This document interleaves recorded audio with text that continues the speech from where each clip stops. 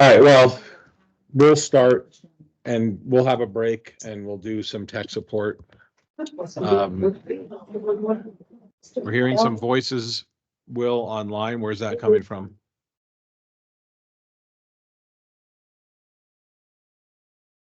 Any idea?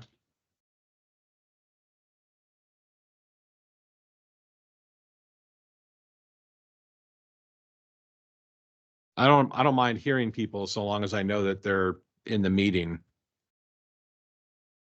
Yeah. We're gonna have him update that if he wins. It's got to, if Ford wins, in the presentation will have to be updated so the screen in the back doesn't say Inglewood anymore. It says Monument. Well, your name could be here, no. Right. Here. I don't see anybody else. Okay, well, I was hearing some I voices. remember that, Dias. Do you? Why he used to sit. All right. Okay, so we are here for our work study session, which is going to include several presentations on the council chambers technology and audio video upgrade. I don't have a list of who's going first. Will, I assume because you've got Ford up there, Ford AV will be presenting first. So, sir, if you could come down to the and tell us who you are. Good evening. My name is Glenn Booth, Ford AV. Put up all of the slides here. Based on Will's input of what y'all wanted to see, so. Well, if you'll go to the first slide. Yeah, a little bit about Ford. We're in the top 5 integrators in the country based on size and breadth and capabilities and revenue. We get ranked every year. Sometimes we're 3, sometimes we're 4. Women-owned business. We are privately held by the Fords, Mr. and Mrs. Ford, and headquartered out of Oklahoma City. Time up. No, you're good. Anyway, we're about 500 employees, 100 degreed engineers, very engineering scientific kind of company. Been in business for 51 years, so we're very stable. We're debt free and we're bondable up to $50 million. One thing that sets us apart from others is that we use only Ford labor. What does that mean? If we had a job in Anchorage, we would bring a whole crew of Ford people up to Anchorage and do that job, even if it's a 3-week job. A lot of companies will just hire local labor. But we insist on the quality that we get with Ford employees, plus the safety that we get because they're trained and they're authorized and they know the Ford way, if you will. So that's one thing that sets us apart. If we are lucky enough to win this project with Monument, we would service this out of Denver. Our Denver office, I run the Denver office in 7-state region. We have 16,000 square feet in Denver and 51 people, I believe, right now. So engineers, technicians, project managers, and engineers. Question? Oh, sorry. In the industry, we do have the highest standard warranties of 1 year. No questions asked, bumper to bumper warranty, even what they call advanced replacement. So if this display went out that we installed, we could order a new one from the manufacturer, bring it down here, and just swap it out the first year. If it, let's say the monitor had a 2-year warranty, we would still do all that, but we have to charge you for time and materials, which would be pretty trivial. Material would not be the display. It would still be the warranty. So last thing I wanted to say is we do something a little differently too. When we're done, we give you full AutoCAD drawings of how everything is interconnected, how they're full, CAD drawings, full size, as well as software. There's a lot of software, as you can imagine, makes all this stuff work. We will give you the source code. Source code is stuff that you can change. So we don't want to hold you hostage. If another integrator came in and wanted to help you after us, they can just take the CAD drawings and the source code and be on their way. Not real common in the industry. So I just want to mention that. Next slide, please. Let's see. Okay, so we're talking about our experience with council or conference rooms. We do about 800 plus, maybe 850 jobs, projects per year. Some are small churches, some are Exxon Mobil or AT&T, just gargantuan projects. About 80% of those are council or conference rooms. Council will be smaller. I think today we probably got about 160, 170 council chambers of all different kinds of sizes. And that would include state senates and capitol buildings, things like that, where the form is similar and the technology is as complex. As you know, it's hard to make everything all work now, and stream and conference. And so we have a lot of experience doing that. Some local examples, Denver, I apologize, I don't think we did Denver City Council, but we did a very large multi-million-dollar project for them, broadcasting conference rooms and things like that. We did Inglewood, Boulder, Thornton, Dacono, El Paso County. You see up there the Capitol, we did the entire state capitol, and DIA, which is a huge job. It's not conferencing so much. That one's pretty much all emergency communications. All the audio you hear, something like 4,000 speakers. That'll have to work in tandem for emergency. So it's quite complex is why I put that up there. And then the last thing is we work really closely with all the top vendors, as you can imagine. I think we were probably one of the top customers for JBL, QSC, Shure, Samsung, these kind of people. We have about 500 vendors we deal with, but probably about 50 on a regular basis. So. And then, Will, you asked me about visual improvements. We went through that. The very first thing we wanted to do in a proposal is make these displays larger. So these are, what are these, 48-inch, right? Yeah, so we're going to replace them with 55-inch displays. That'll give you a little over 30% more real estate for it. That's the first start. The second start is the cameras we plan on installing. They have what they call, this is obvious for you guys, a 20x optical zoom. You can do a digital zoom or an optical zoom. If you ever taken a digital blurry picture and zoom in, it's more blurry. Well, that doesn't work. So optical zoom gets around that. So you get a higher resolution image. And you can still do digital zoom, but the 20x is what we propose for that reason. And then these cameras actually go up to 4K, and that's the spec on is 60 frames per second. That's very high, and it's about twice of what you're getting now. So it's gonna, the larger displays plus the higher resolution cameras plus the optical zoom will give you a really crisp video. And then if we put in our proposal a portable system, it's not quite as high res. We figured it's going to be used in emergency or kind of ad hoc, not every day. So it's a little lower resolution, still very high standard. And you can still stream at the high resolution. So the audience members on the internet will see the high res still. And then we plan on, we propose a lot of audio improvements as well. So ceiling mics that can pick up all the sounds around here, very programmable, not to pick up the sound over there, but you can't pick up the sound over here. A new mic here, handheld mics, and then we'll talk a little bit about the council member mics as well. So the audio kind of goes with the video, just everything's upgraded basically. All right, next slide, please. Will asked me why we proposed Televic as a vendor of microphones, and there's kind of two, maybe three. The two we deal with all the time would be Shure and Televic, and we've used both in a lot of our council chamber projects. Televic is kind of an up and coming company. They've been around for probably 50 years. They're up and coming in the States. So they're a European company. Let's see. They're all, yeah, their microphones are all TAA compliant. I don't know if that's important to you all, but it sure is to some of our federal customers. Some of their big customers, NATO and United Nations, things like that, hundreds of council chambers. We just did city council for Boulder, and it's all Televic, and they love them. They come standard with a 3-year manufacturer's warranty. That's really large compared to other manufacturers. And we propose also, just to make sure everything works really clearly or really well according to what you all want, or if you change your mind with something, we're going to bring an on-site Televic engineer with our team and do training, help us configure everything and help train Will, staff on that. It's not super hard, but we propose that to make sure it goes really well because the stakes are pretty high, I believe. And then let's see what else. Just a lot of features. I won't go through all the features. They're very flexible, and a lot of it is kind of like a Tesla. You can upgrade your features just by a software download. So it's simpler than buying new hardware and having to move things. If the chairman wants to move, the chairperson wants to move around, it's super easy to do. Basically, click a button and all the control goes over here. RFID, dual delegate, and interpretation can all be done via a software click. So it's kind of nice. Built-in speakers on the microphone platform, so you hear it even better. It's right by your ear. And then Dante is a way that you can take audio, network it.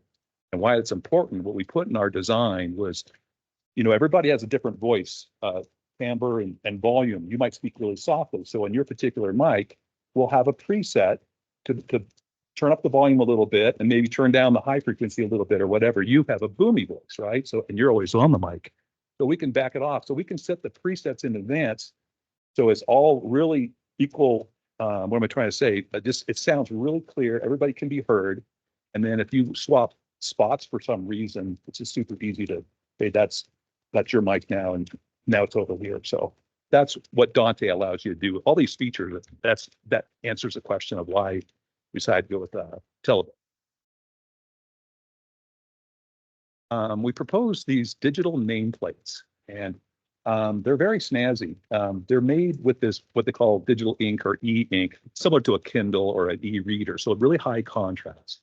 They're programmable. You can put your logo, you can put whatever you want on there. And you can actually change them on the fly during your meeting. If people want to swap seats, no problem, just swap it and do it that way. All password controlled. Yes, yeah. Yeah. Well, yeah. Well, we had one customer wanted using an RFID. You sit down, you put your ID on, it says, oh, it's Councilmember Abbott. And so it goes, put your nameplate there, adjusts the microphone. Remember, she's a soft speaker, so it bumps up the volume. Everything's configured, ready to go. Or you can just sit in that seat forever. Either way is fine. But that's the technology, and these look really nice.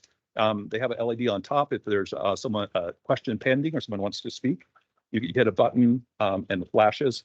They're very programmable. Going back to the microphone platform, they all have voting, so you can say yes, no, abstain. You can program those buttons for whatever you want. Say we're just going to say yes and no, just 2 buttons for this vote. They have a little LCD screen on there too for messaging and things like that. So very handy, very flexible. I think that's why we like them so much. And then the last piece is the ADA considerations. There's lots of ways to do this. One popular way, we don't like it, and that is you put a wire under the carpet. What happens, especially in churches, people walk around a lot and then wire breaks and like, oh, we have to rip the carpet, We have a lot of service calls to places that have the old loops. This is much more elegant, we believe, and very just simple to operate. The top unit would go in the rack. That's like the transmitter. And then the little black unit on the far left is receiver. You just put that on your belt, and it's transmitting basically a FM signal, low power, very low power FM signal from the rack to your belt. And then you have 2 options. The first option is the middle one, just an earpiece. You plug that into your receiver and it has a volume control on it. And these are chargeable, and we put it in our proposal, little charging stations. The batteries last for 10 hours, I think. And then second option is it's basically a loop. You'd wear it like a necklace and you plug it into your belt pad. And that's for hearing aids that have what they call a T-coil compatibility, which I'm now in the market for these devices. And I don't know if they all do or some of them. What's that? Yeah, it's a fun world, isn't it? But anyway, I said that it's very true. I am a professional bass player, and we didn't have ear protection in the 70s. Is that right? We'll have to talk. Yeah. He looks, well, then he's a bass player. Absolutely. Yeah. Well, anyway, so the last option, yeah, you would just put it around your neck, and the hearing aids have a button on. I think you push it, and it now connects to this little loop. Well, that loop takes place of the gigantic loop we used to have under the carpet in the old days. So, yeah, these are really nice, and you can make all kinds of adjustments, and people love them. People love them. So, and you can be very mobile too. You can be anywhere. You can go out in the hallway, things like that. You don't have to actually like go to the. So that's pretty much it. And I Just have a few minutes. Yeah. Okay, yes, we probably have a couple questions. There's one statement I'd just like to make that, because I saw you had Vizio in there. Any of the tech that's provided should have the ability to disable any outgoing analytics. So in other words, if it's a smart device that's calling home, it should not be capturing what we're doing and our usage. I feel very strongly about this is a government, and we do not want China picking up on how the tech is being used. Right. And Vizio has been nailed recently. Right. Anything with Google in it would need to be disabled. Yep. Things like that. Absolutely. We come across that all the time. I might have mistakenly said it. We're planning on replacing your Visios Right. with LGs. Oh. Yeah. That's WebOS, so that's different. Yeah, yeah. Okay. And it's all basically what we consider a closed system. So Okay. What you're saying would be addressed. Okay, very good. And Mayor, whoever's picked, I'll work with Envision to make sure our firewall. You're reading my mind. I wanted to make sure all the vendors knew that I wrote a note so that all the vendors hear the same thing, that nothing leaves this chamber it's not designed to do that. So recording to YouTube, that's one thing, but going off to China to pick up what we're doing is completely off the table. We're very sensitive about that, as you can imagine, as well. So, yeah, Hmm? understood. Yeah, China cares about everything. I don't really have a question about what you presented. I was a little late. The only question I have, and I'm not the techie on the team here, I'm the finance guy, so I'll let the techie people deal with this. Because I was late, does this have anything to do with replacing Teams, or is this purely just hardware and what we're using here? Hardware Okay, and the voting and agenda system. okay, all right, So, okay. we didn't really get into that, but the hardware will include the ability to vote. So we would all vote at the same time versus taking a poll. Right, that way no one can adjust their vote based on somebody else's vote, Exactly. yeah. And the Yeah. agenda will be able to be modified on the fly in the middle, like when sometimes you have to read something off and Okay. Tina could update it on the fly and the agenda gets updated with the software. That's right, as well as other content too. Right. Yeah. Are we all on tech though? And I know we have a lot of time. Are we planning on replacing Teams? Are we staying with Teams, or we kind of have a technological workshop going on here? Teams is for the time being, because it's included in our licensing, staying where it is. Thank you. That's all I have. 2 quick points, since you mentioned the financial, our price was, we won't mention it, yeah. We're not doing pricing. But it was maybe worst case. What we also said in there is we'd like to come down before the project starts and really visually and check everything mechanically, see if there's any reusable stuff which would drive the price down. And then the second thing is you'd asked for a mobile cart. We went pretty full tilt on that. We went really, top of the line stuff for most of the equipment. Which is to say, if you have to have an offsite meeting, it's going to be great. You're going to have a big screen, 10-foot wide screen. It's going to be streamed on the internet. You do everything you can do here. So just want to let you know that it wasn't going to be just patched together kind of emergency kit. It's a full throttle, better than a lot of city councils. So I have a quick question. Are you focused on just this room, or does this affect the offices upstairs? it's just a correct. Just this room? Okay. It's this room with the ability to expand if and when we were to knock that wall down and make the room larger. The technology has to have the ability to get larger. Got it. But this is just for this. Yeah. Thank you. And then on these mics, you said you're gonna hang mics around in here. So In the ceiling tiles, so same size as ceiling tiles. what does that pick up? They're programmable.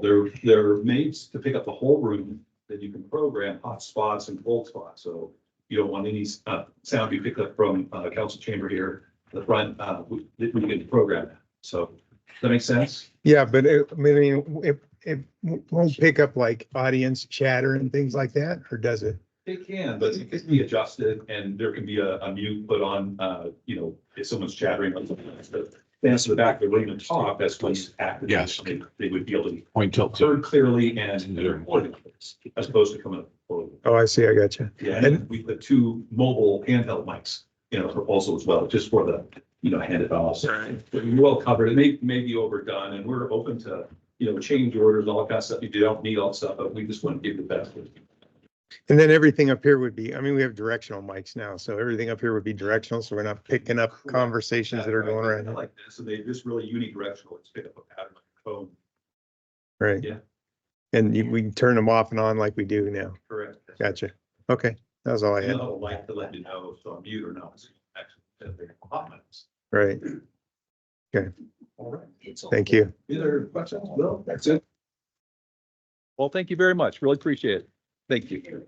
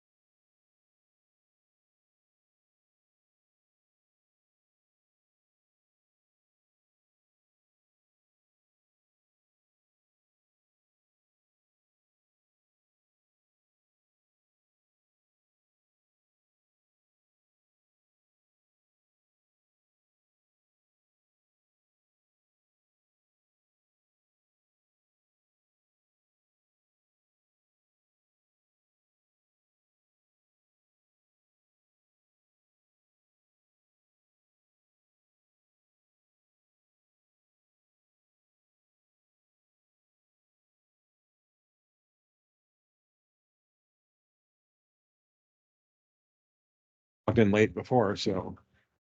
It's true. Yeah. Question. Yeah, I'm sure they're not going to be gone for 15 minutes.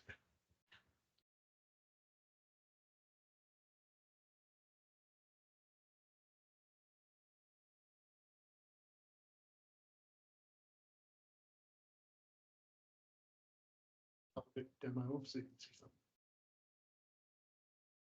This is the water. For some reason. We can fix that. Is it on? Will, Test. is the mic on? Huh? That's part of the problem. It's not in the room. No, it's, Hence why you're here. Test 1, 2. Test. Okay. Can everybody hear me okay? we hear you fine. It's for the people online. Oh, okay, very good. Again, I'm John with Smart Systems, and we'd like to thank you very much for giving us the opportunity to come in and present today.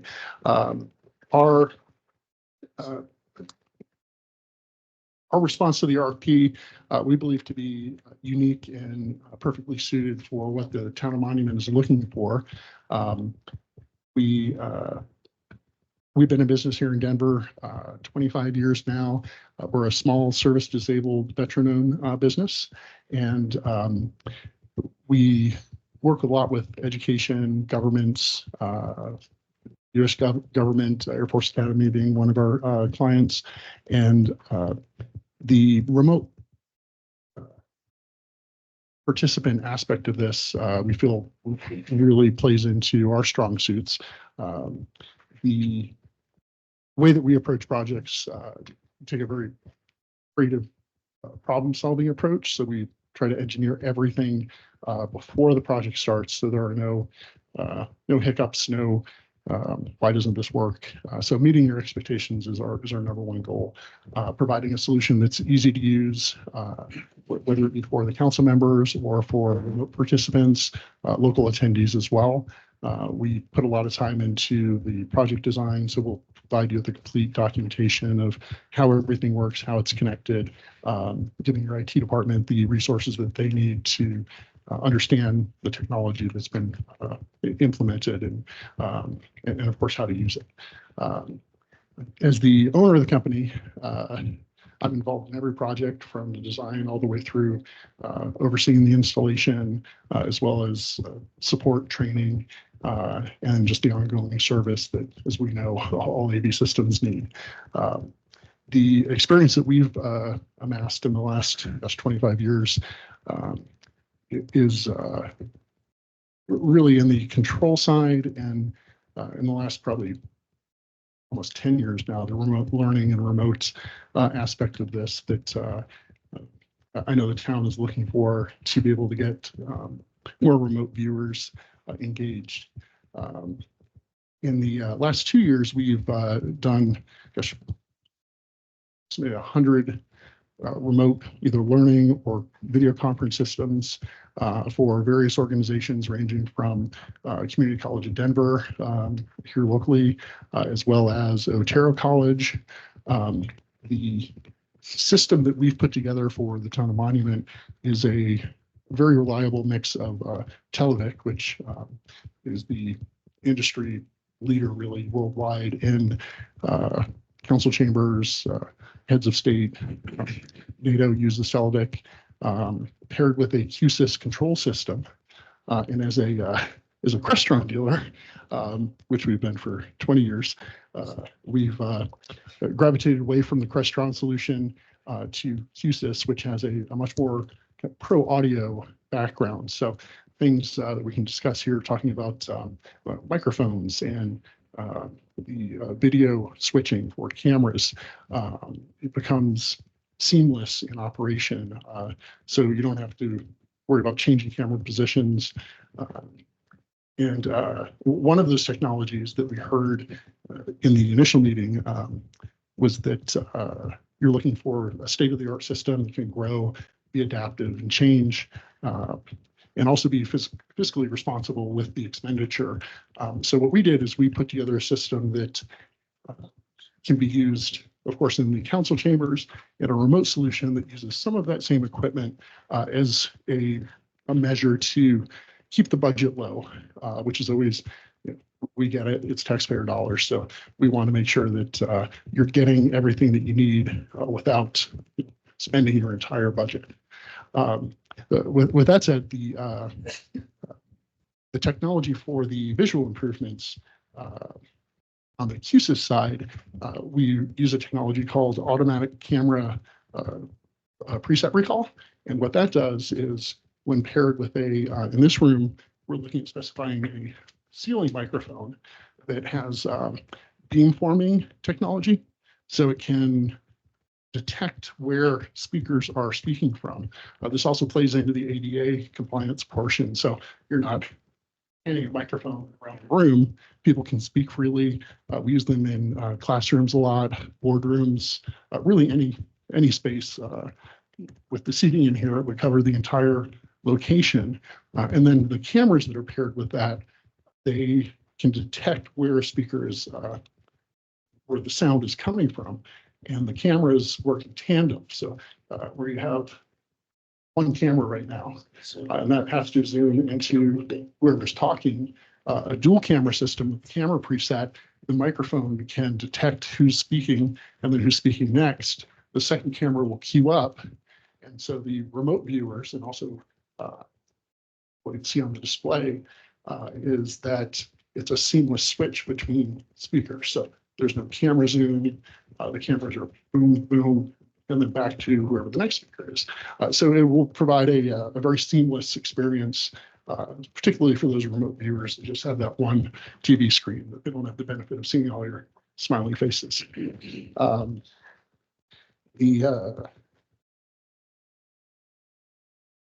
This, of course, integrates with Teams. So the QSIS controller will output the audio and combined video to your Teams application for the remote participants. Televic has been in the industry for over 50 years now. And as I mentioned, they are worldwide. They provide a much simpler interface than your computer monitors here. It's an all-in-one, which Katrina has set up here. You want to hold that up? So for the digital nameplates, these are card activated. So each council member and the mayor, of course, will get a RFID card, which is inserted into it's called the Unicast touchscreen. It'll show all the delegates, everybody that's in the meeting. This is also your voting platform for here in the council chamber. When the card is inserted, your credentials pop up on the display, as well as your name on the placard. So on the backside, you can also see your name, just in case you're wondering. So you know who you are. Exactly. This is your credentials. You come in, you're not sitting in the same place all the time. There's a lot of different applications for the credentials that are built into the technology. And also the security aspect that whoever is logged into that terminal actually cast that vote. So, looking as the town grows, those are things to consider just, for accountability purposes. This is also done in a matte finish, so it will show up on video. There's no refresh rates. There's no lines that you'll see come up in video. So the remote participants will see the names clearly as well. If you guys want to. I just Anybody gave like you to see? questions or anything on the specifics on the Unicast device. But this would actually replace your monitors. So we can push the video feed, which would come from the town clerk. And my understanding is the town clerk runs the meetings right now as far as the order of operations and the agenda, the content that you see on your displays now. That same content come up on. So that's the size of the monitors? Yes. Do they have a bigger version? I mean, we have pretty big monitors here now. They do not have a bigger version. You can see we're all senior citizens. Yeah. Marco's like. At least you got a couple Yeah, pairs of I glasses. don't know what's the problem with with. You have- went with four. You have glasses. We need big monitors. Now, with that said, there are other units that can be used that do not have the touchscreen. They actually, of course, price out less than this. So if you want to retain your monitors, that is certainly an option. The technology works the same. The voting capabilities are built into the terminals, whether it's the screen version or the standalone microphone version. And those are very easy things to swap out in the design. They all work the same. Yeah, so if the screen size is a factor. But these have cameras built into them. Yeah. So in other words, if one of us are speaking, the camera will come front and center and anybody who's watching remotely will see who's speaking to. Correct. Yeah. And you said that's touchscreen? Yeah, touchscreen. Yes, sir. It is touchscreen and. You can touch these screens. They don't do anything. And you can go through, the current RFP does not have the agenda management component in it, but that can easily be added. So you can actually see the agenda as the meeting progresses. Okay. Can that screen just? You've done this before. Can this monitor just be added or? Well, it could be used in tandem. Yeah. It could be mirrored, absolutely. Yeah. That's a very simple process, actually. So you could have both of them. And then that can be, your streamlined content management that comes from the clerk. And the mayor, to your point, there are two ways to do the council member cameras. One is through the built-in camera, and you do get that nice, kind of like you're at a Zoom meeting at your home office or your desk, where it's you're the focus. Using room cameras can give a similar experience, but they're just by nature a little bit wider. Even when they zoom in, the Q-SYS cameras do have a 20 times optical zoom built in, so they can zoom in. But this will definitely give you that closer feel, like you're sitting there in front of a computer. So, and we're very flexible. We are a smaller company. We're a team of 5. Myself, Katrina, we have an IT engineer, a lead installer, and then we have a gentleman that does design work and does a lot of our documentation and such. So as a smaller team, we find that to be a strong suit. We are involved in every project. We are available in many cases much quicker than companies triple our size, even larger. So the support part is very important to us. And in 25 years, we've learned that is ultimately, assuming everything works, that is one of the biggest missteps that we see companies make, is they don't support their project. They come back and try to sell before things are working properly. We want to make sure everything works and is supported. So we get a cell phone, not an 800 number? That is, yes. Don't give me my personal cell phone. So you get the office numbers and ours. The response time that we have, most of our clients require a very quick response. So if there's an issue, we're in most cases able to be on site, sometimes same day, typically next day. And it. You have about 3 minutes left. I don't know if you want to Okay. get to the ADA and all. Yes, absolutely.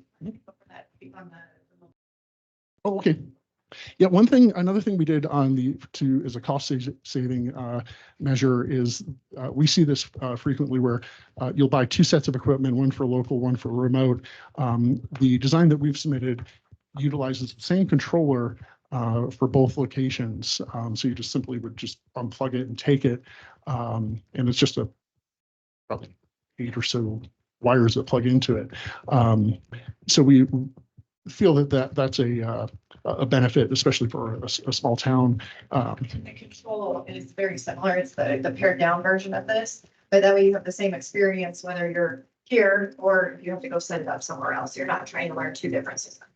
And that mobile unit is what's called a flight case. So it's all-in-one case with a TV lift with two 55-inch flat screen TVs, outdoor rated, so they're visible if you had to do this in an outdoor environment, one for the audience and one for the council members.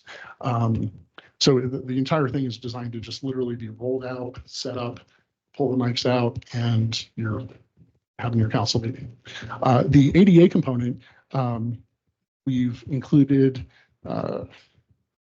Listen Technologies adaptive listening system that comes with physical ear loops, so people can get one from your IT department. It's also compatible with smartphones and personal headsets. So if people come regularly, they can download the app, use their own device for hearing impaired.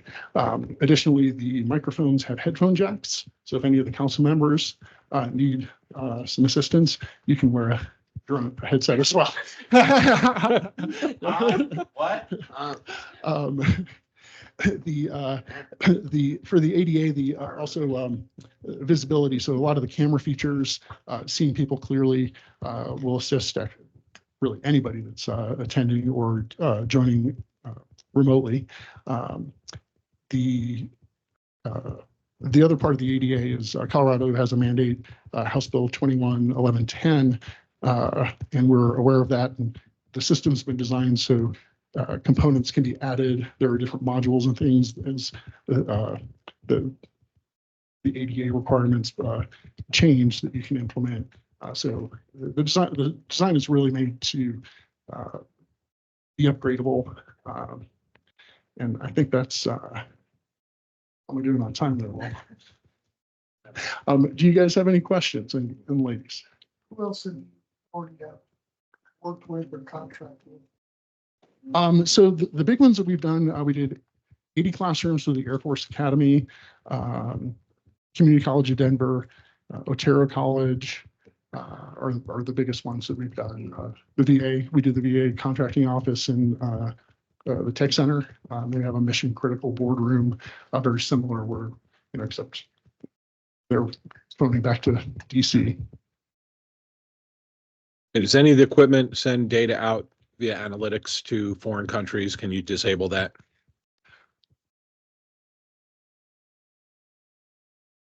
Yes, no, there are no components.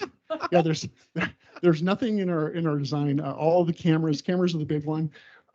Those are all USA. They're all by QSYS. So nothing in the design comes from China. So no, but there's no operating system, smart technology that is capturing information and sending it out to the homeland. No, the only outgoing stream would be your team's stream. So you control whatever content leaves. That'll actually come from a computer outside of our system. So sure. The system by itself is a closed system, and then the only thing we're exporting are audio and video signals, so you can create that remote viewing experience. So these cards, we'd have to have them with us every time, or we couldn't. They can be programmed without the cards. Okay. So if you prefer to have yours hard coded, it can just be your name and Okay. assigned to the particular seat. She's already admitted she's either going to lose it or Lose forget it. No, I mean, I use them at work all day. You have to put them in the computer to get every, Yeah, that's kind of a pain. So Okay. like voting, you can do a simple majority, you can do a weighted majority. You can have voting results show at the end of a voting session or live as the council members vote. So there are a lot of parts of the system that can be configured based on your specifications. And Nice. Do a fingerprint and iris scan for you. I know. I might need one. Absolutely. Thank you so much. Thank you I very much. appreciate you guys bringing the hardware too. It's nice to see. Helps to visualize. Yeah, absolutely. Huh. Thank you.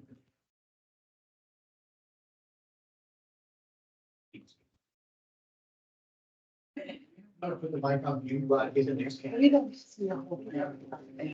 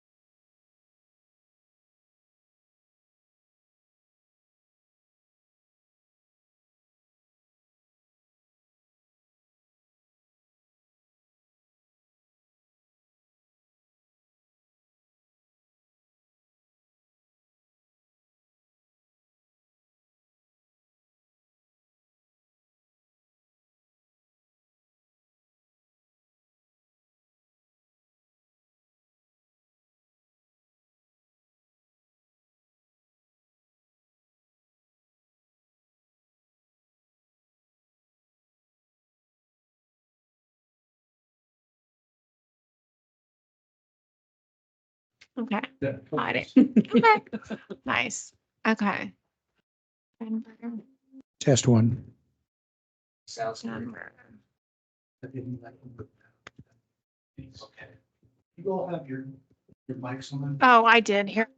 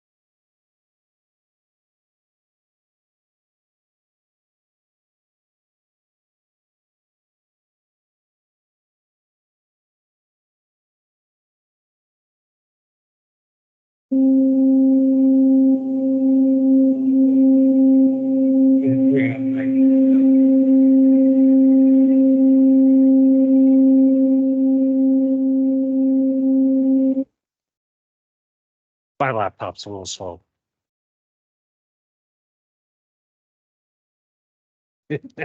You're familiar with that, right? Okay.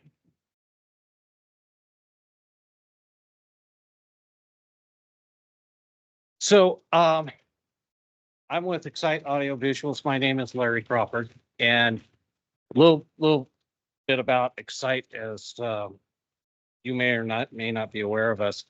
We were founded in 2007 by Andreas Watt and Brian Sad. We're located in Centennial. Been with our community of folks, we have over 75 years of combined experience in the AV industry. We have the saying, decisions are based upon impacting the X, which is the quality and the ability to understand what your needs are. I've been with the company going on 4 years. I have 25 years of experience in the AV industry myself. Andreas Watt and Brian are the managing partners. Our commercial project manager is Justin Johnson. To give you an idea of a little bit of history there, I actually worked with Justin's dad when I was first getting into the business.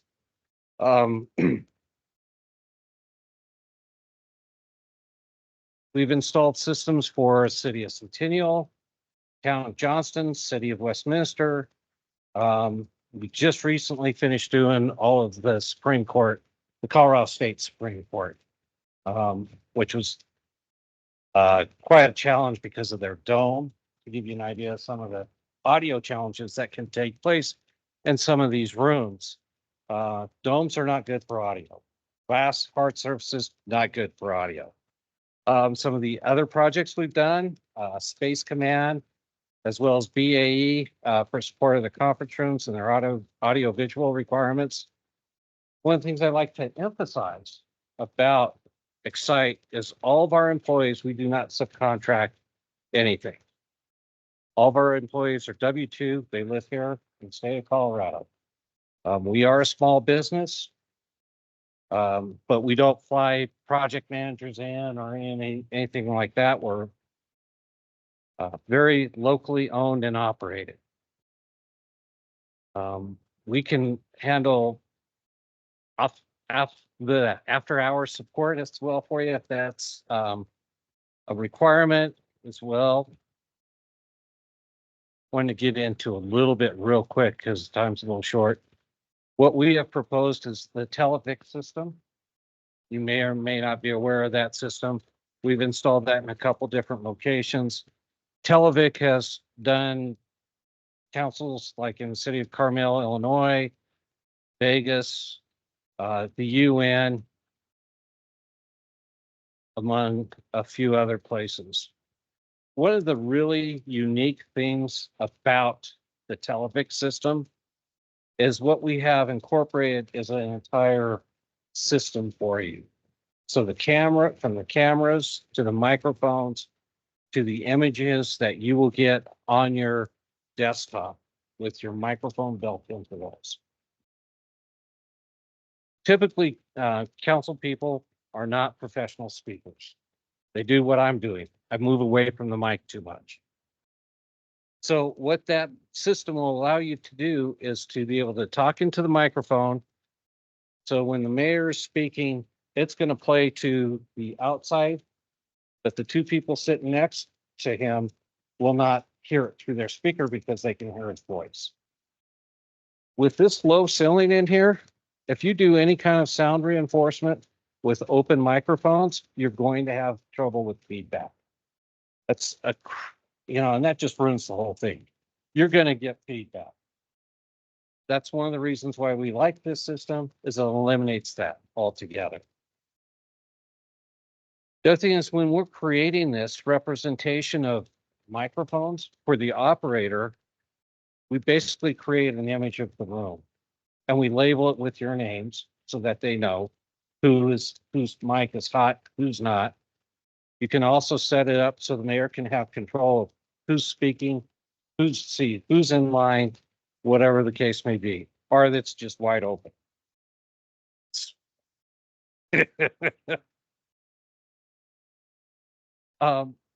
The other nice thing about that is there are nameplates that we have included in our quote that can be changed. So when you guys turn out and we don't have to worry about getting any reprinting, we go in electronically, just update the name plates for you.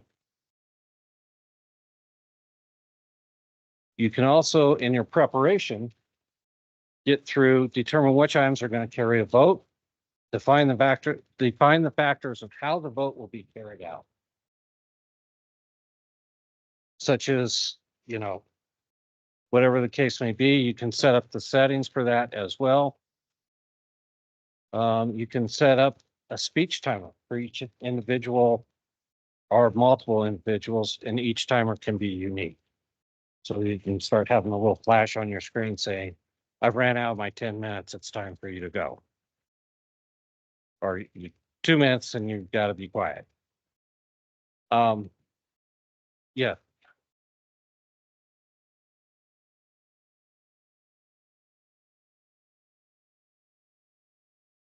Yes.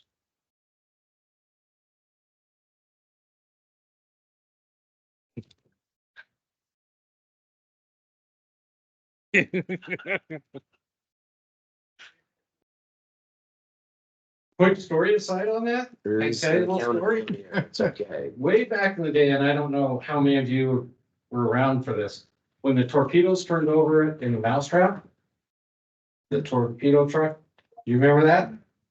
I happened to be working as the sound tech for the meeting when the transportation committee came in. I had to turn off the mic when the protesters came in. You bet. That was fun.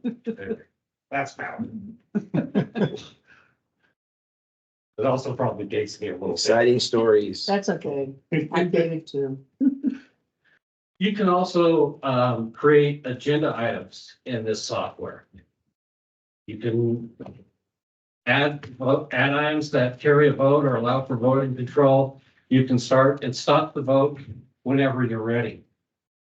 You can create the vote so that it appears either in real time or stays hidden until you want to display it. The voting will appear on your touchdowns, your interfaces, as it comes up, whether you want to yay or nay or abstain.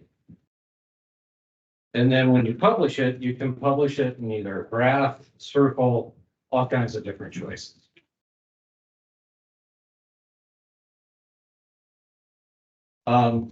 You can customize your meeting information as it's displayed up on the displays.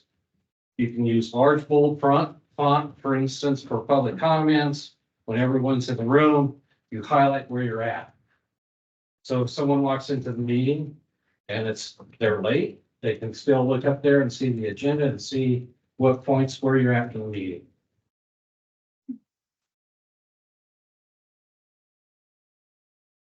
There can be, have the names being shown, who's actively speaking, the list showing who's requesting to speak. May or may not be a good idea. You can also show the active agenda item, that's item preparing for a vote. And then, like I said, the alternate views for the voting.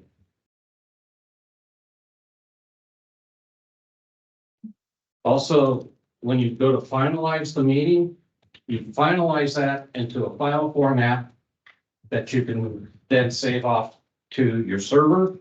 So we're in compliance with the Colorado Open Records laws. And all the information is captured with that. Larry, can you go in a little bit with the ADA solution we proposed? So the ADA is just a wireless FM system. Basically, it just takes a feed off, just takes a feed off the main mix, audio mix. And basically it just transmits through RF. And whoever needs one can have a little built pack receiver. They can use their own earbuds if they want, or headphones, and plugs right into that. It's a very basic system, but it works very well. There are systems out there that are Wi-Fi enabled. Wi-Fi can get a little buggy at times. We tend not to propose it unless we're asked for it.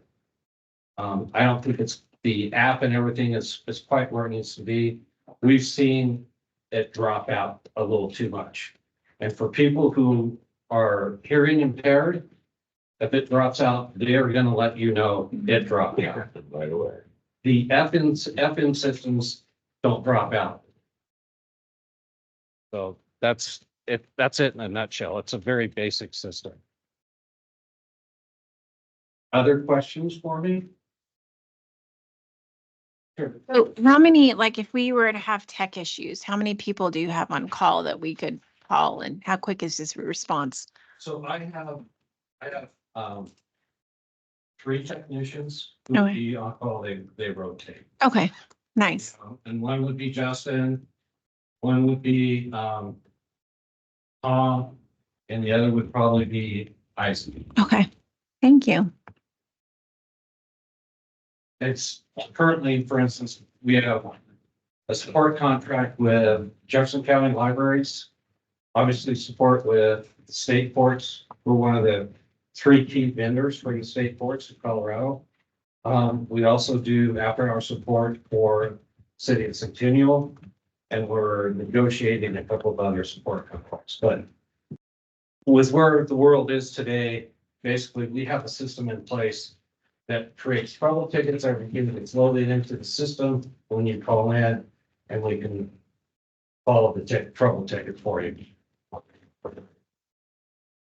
Any other questions? Okay. I didn't catch your name. What was it? Larry? Larry, okay. Thank you very much for coming out and providing us this information. We're gonna take a 3-minute recess before we start our regular scheduled meeting.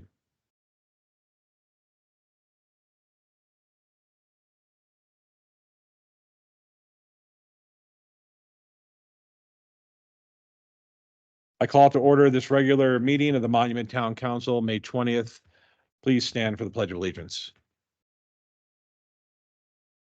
Pledge allegiance To the flag of the United States of America and to the republic for which it stands, one nation, under God, indivisible, with liberty and justice for all.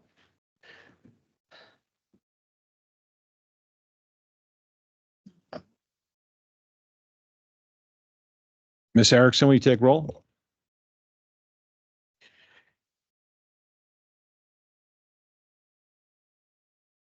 Here. Councilmember Romanella, Here. Mayor Pro Tem King, Here. Councilmember Abbott, Here. Councilmember Fiorito, Present. Mayor LaKind, Here. Councilmember Kimple. Here. Thank you. Okay, we have an agenda and a consent agenda. There are going to be some modifications to the agenda. The first one will be resolution, item number 7C. We are going to change the language to read a resolution approving the choice of a vendor, provide technology and audio visual upgrades to the town council chambers. Is that correct, Mr. Foreman? Yes. Yes, sir. And we are going to remove item number 12. And that is because we are going to start sending out, as you may have looked at your email tonight that came in this afternoon, we will start sending those items out and you can ask individual questions to Mike and our attorney. Should an item come up that requires an executive session, then at the next meeting, it will come up. So we will remove number 12. So that is my modifications. Does anybody else have any modifications? Okay, if not, then I will look for a motion to approve the modifications. I move to approve the modifications to the agenda. Second. Motion and a second. Mr. Richardson? Mayor Pro Tem King, Yes.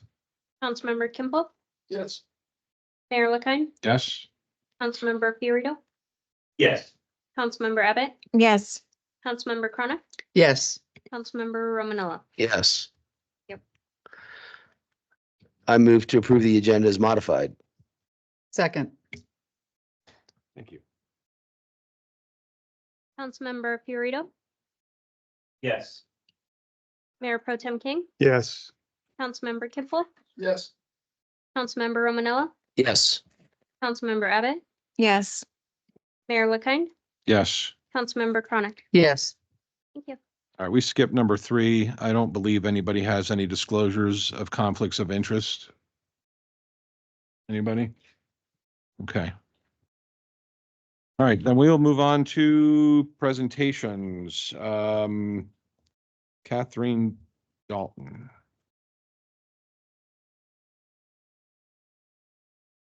Co-working community makerspace survey led by Monument Impact.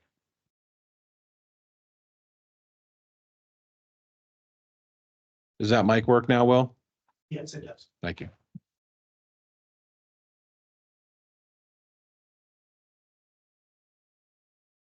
No, you're seeing it. Yeah, you're seeing. Apologize. You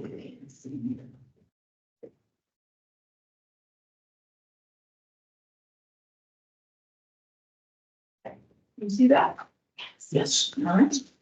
Let's, minimize this. It's not for yourself. I am, Jeanette Breton, the Executive Director for Monument Impact. We are a nonprofit here in Monument, with a mission to enable and support high school students, just like Catherine here, through technologies, engineering, and entrepreneurship, with experiences in community. We are, sorry about the mic.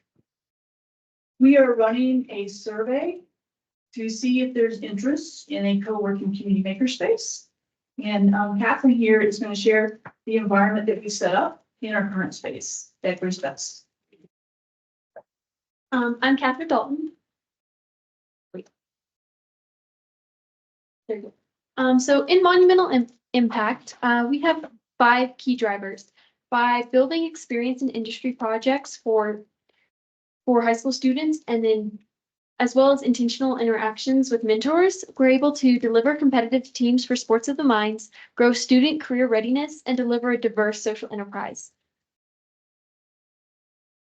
Part of growing student career readiness is offering tours to our high school students. Throughout the year, we tend to offer 3 to 4 tours to local businesses and manufacturing places that just help build experience to students for seeing what future careers in engineering could look like for them. One of the most fun aspects of Monumental Impact is our robotics teams. We support about 50 students participating in our youngest level of teams. We have 3 teams that are directly supported by Monumental Impact and 3 other teams that we provide mentorship to. In our middle level of teams, we currently have 3 teams with that, and that's about 25 students, mostly high school, that we support with that. The robots there only 18 inches wide. And then for our highest level of robotics, we have 25 to 30 students, all upperclassmen in high school. And with these robots requires a lot of funding, and they're sometimes as big as a couple feet. But that is one of our main drivers for providing that aspect to students. For delivering a diverse social enterprise, one of our main fundraising aspects is providing services and events and products in our community. So for products, we use online modeling programs to develop 3D printed different fidgets, just useful items for around the house. We have a headphone holder pictured here that help us with fundraising. With services, we've taught classes at the Pikes Peak Library District on soldering, and then we're also teaching a online modeling program this year. We've prepared 3D printers for community members, and we've also offered many different camps, from building your own drones to combat bots for Lego robotics. For events, we participate in the 4th of July parade every year, and going back to those workshops and camps. And then we've also held an AI art show at the Mining Museum. So for these, our delivering our social enterprise, we offer internships to District 38 students.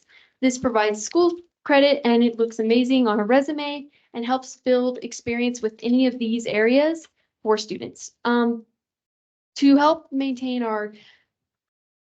flexibility with our internships, we have 4 different teams. So for products and service development, that is developing what we're going to use in those camps, finding out what products would be used in the community and what we could sell, like what price points for that. For product and service delivery, that's running stuff like our escape room that's been completely student developed, assembling any of the products that we make, and then getting those out into the community.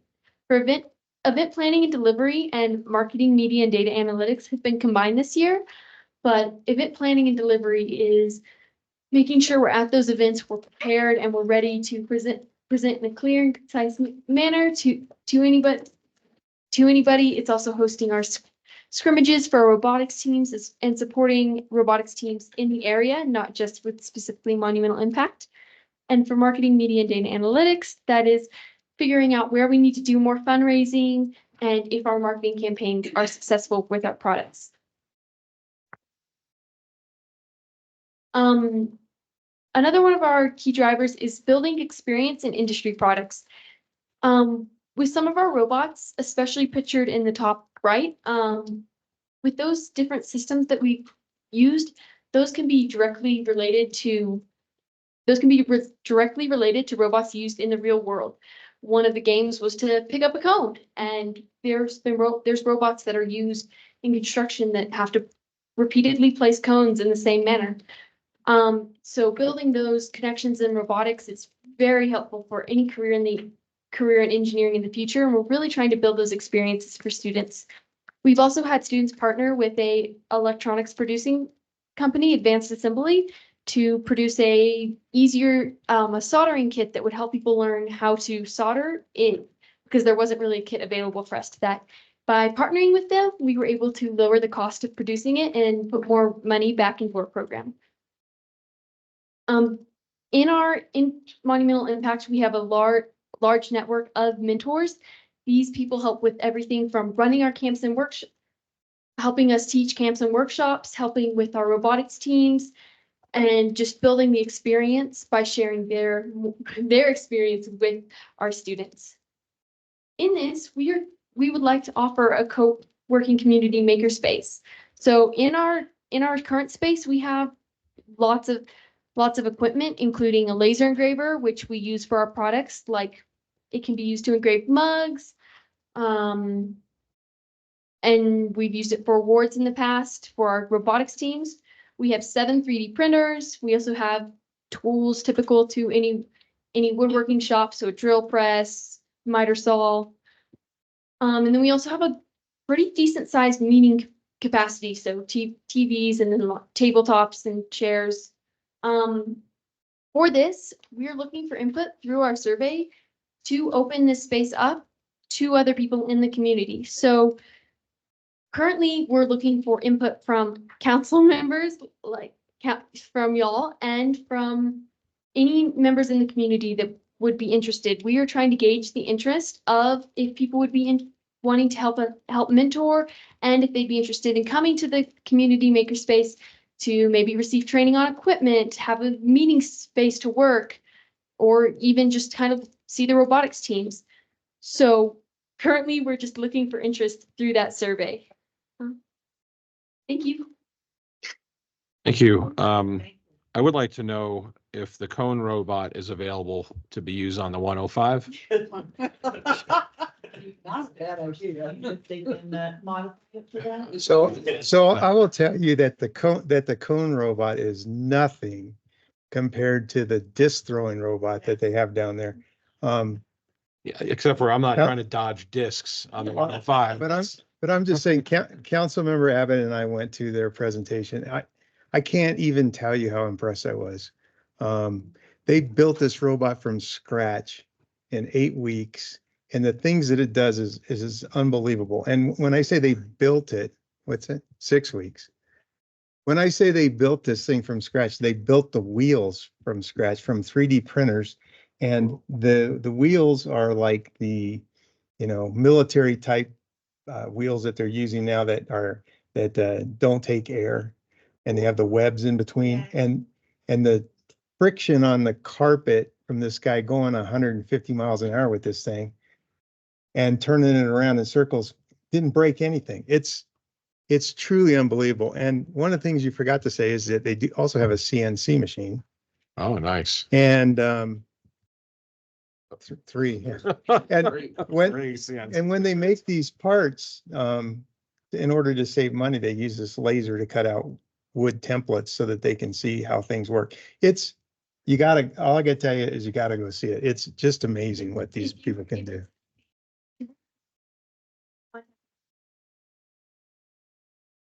Yeah, truly impressive.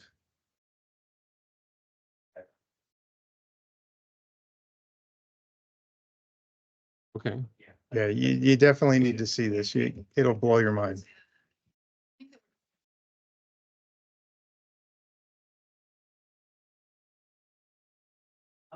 We would love to get more businesses, more community members, more mentors to the students, because this is workforce development. So they are getting ready for the careers they want. And so. Can we have these links emailed to us? With the QR code so we can socialize it? Yeah, well, yeah.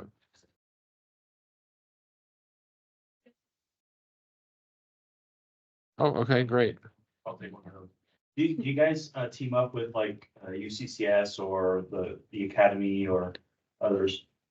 So through the survey and so a lot of the effort here is through a Career Z challenge that we're semi-finalists in, and we're trying to find how we can be sustainable. Because we don't want to just go away when some of our volunteers age out. Okay. We are trying to find those partners to see what the mix can be to make this work. We do have a direct partnership with, of course, with D38. So. Is there, other than the survey, what else can we do to help and assist? Help us find those partnerships to make this sustainable. So that is one way is coming to us and saying, hey, we take the survey, because then that's helping us identify who's interested. We already have some people saying they're willing to actually donate equipment already. Okay, of course, we need to worry about what age of equipment. Is it something that they're going to go into the workforce with, and so forth? But to help is take the survey is the most important. It actually will help us maybe even get funding in this challenge that we just mentioned. There's $150,000 amount of bounty out there in this challenge if we get letters of support from the town of Monument, if we get it from other partners and so forth. And then the survey results will be a part of that. And I'll read out in June, by the way. So. And is that something, because we're a nonprofit, is that something we can do this? During budget season, we could. Yeah, It's not that season yet. It gets close. No, it's coming up. That's why We are a 501(c)(3) since 2022. Yes, we started in January 2020, right before COVID, but we have survived. We had 6 interns, even virtual that year, and now we're up to 25 each spring and summer. Letter of support should be easy though, right? Yeah. Get that. That's And we'll. it's all signed by the council and Everybody okay with that? Yeah. Yeah, yeah, okay, Yeah. all right.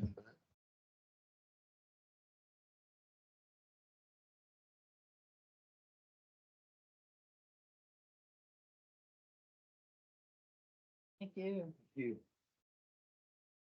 Thank you, appreciate it. yes, yeah, pass them out.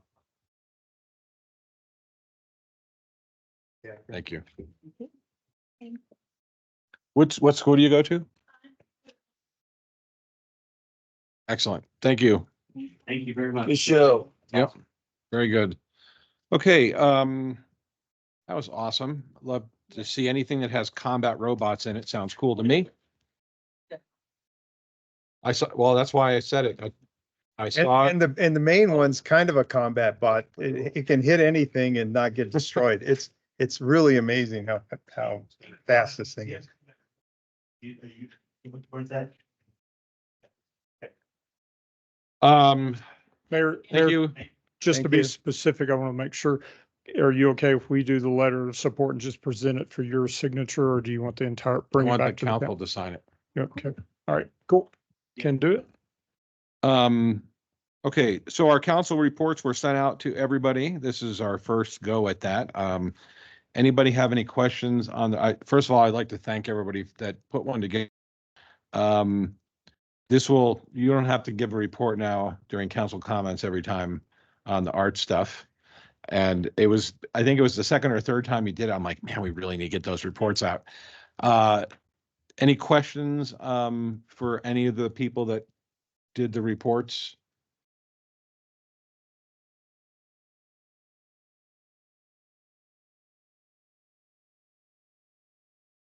The format? I want to give a shout out to Mike Foreman for helping me out with the. Unfortunately, just a full disclosure. My contract's changed, so now I'm going to Peterson every day. Oh. So I'm unable to do the 9 in the morning meeting. And so I rely on Mike Foreman to give me the rundown. Do you need somebody to take that spot from you? Can someone do the 9 on Thursday? Is it every other Thursday, right? Yeah. All right, let's just let everybody think about it. Yeah. We're not gonna make any changes right now, but, okay, we'll move on. If there's any questions, you can, obviously, the reports are public. They're in the packet. If there's any questions, feel free you can email everybody questions about it. If the public is reading the reports and they have questions, they can ask us. Okay, next up, Resolution 7A, resolution approving final plat for Zeal at Jackson Creek. I'm going to make a motion to continue that until, do we have a date? When? June 17th. June 17th. Okay, so the motion is to continue to June 17th. Second. We have a motion. You don't have to even do anything for a continuation. No. Wait, don't take your soft shoes off yet. So we have a motion and a second on a continuation for June 17th. Councilmember Fiorito, I need a second. You second. Oh, okay, sorry. Mayor Pro Tem King, Yes. Councilmember Kimple, Yes. Councilmember Romanello, Yes. Councilmember Abbott, Yes. Mayor LaKine, Yes. Councilmember Chronic. Yes. Okay, and then next up, we have a public hearing on resolution 25, 2024. Mr. Ungelleider, you want to talk to that one before we The private road. make a motion? This is similar to the previous case. We're asking for a continuation to June 17th. So we can make modifications to the plat. Mayor Pro Tem King made some notes at our previous meeting, noting how confusing and some of the language is on there. And since reviewed that with our attorney and with surveyor, and we'll have a much cleaner plat that will eliminate some of the ambiguity and confusion that we saw in the previous one. The goal of this plan is to consolidate those properties into one parcel, make sure that we vacate any right of way or properties that are having an impact on the overall subdivision, so that we can make this a future park site, or continue as a park and then make sure it's a future active park site. But we want to have that plan ready and put in. So there's no issues with the road itself or with the easement that is attached to the road?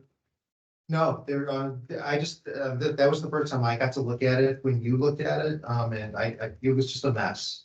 So I wanted to make sure that it's a very clean plat, so it's being reported, and future planners and counselors get to look at it, they'll understand what we were trying to accomplish. You'll see a clean plat that it has one lot or one parcel at the end of the day with easements and access arrangements on it.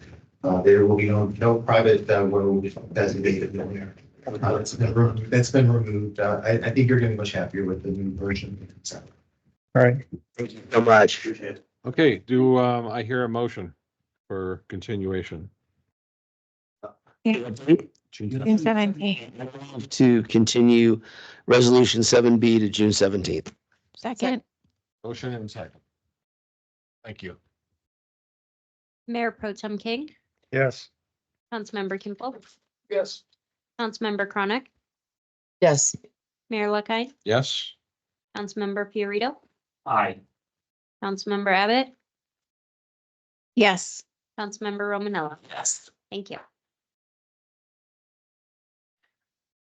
How many ways can we say yes? I see. I'm done. See. Bueno. All right, next up, resolution 28/2024, resolution approving the choice of the vendor, provide technology and audiovisual upgrades to the council chambers. Will Williams, come on down. Good evening, council. Just to make it short and sweet, you got to see 3 presentations during the study session. And we're hoping that you had enough time. I know it was very quick and short, but you got some opportunity to see some visuals. We'd like to just tonight see if you can make a decision to go forward with one of the 3 candidates tonight. And then we will work with that candidate to make sure that their contract is ready to go. And then we will look at putting a resolution in for approval either the next council meeting or the council meeting prior, depending on the outcome of council, the town attorney reviewing the contract and making sure everything is on the up and up. So that is what we're proposing, is you make a decision tonight on one of the 3 candidates. Okay, questions. First off, how long is the contract for? Is it an annual contract? It's just for the installation and the upgrade of, and then 1 year of support services with the option to renew going forward after that. Okay. Do we have pricing on the 3 different? There's pricing that we can provide to you. We did not provide during this time because of disclosure of the contract may adjust. I can provide that to you post, but I guess you need to see that pricing up front right now to make the decision. Yeah, that would be helpful. I mean, yeah, I mean, what?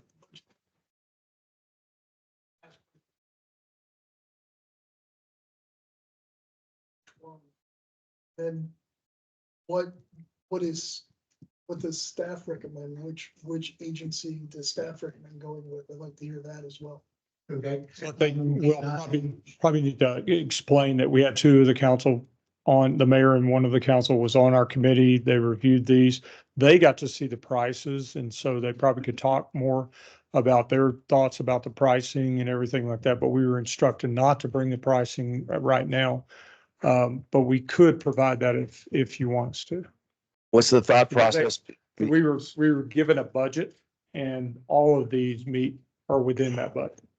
And what about the apples to apples part of it? I mean, is there one that has things that the other one doesn't have, or too much of one? I mean, I don't really know what all this is including, so it's hard to. So if I could just, there was a criteria of 8 items that we presented way back when we first started this, right? There were a couple of, I think there was at least one item that the last vendor didn't speak to, and that was the mobility. The mobility is a requirement, especially during the November election period when town hall is used for voting and we cannot be here. So we have to be able to take that on the road. The other reason why we would be on the road is if we had a large group of people that showed up that cannot support our town halls safety numbers, and we had to move it to a church or something, right? Or maybe we were going to host a meeting in Limbach Park with a band. But either way, we would have to have a portable system to support that. ADA was a requirement. They all seem to have met that. I think one vendor went into a little bit more detail about their ADA solution, but I think they're all the same solution. The software hardware mix was designed to make it for staff, but specifically the clerks, to have the ability to create their agendas and modify them in flight, which they can't do today. So if we make modifications, everything is handwritten and has to be done later. But with the new system, Tina literally could update the agenda. It updates our packets on the fly so we could see them, right? The voting mechanisms would be modified so that we all vote at the same time. All 3 vendors provide the Televix system. It's all the same. There was an alternate system from another vendor that was not down selected. Partly it was because they were the most expensive, but they also were not in the state. So everything that they did would have to be flown in, including support. And you had to pay for mileage at our cost. So mileage, food, lodging, the support itself. It was a really cool system, but you pay for what you get, I guess, in this case.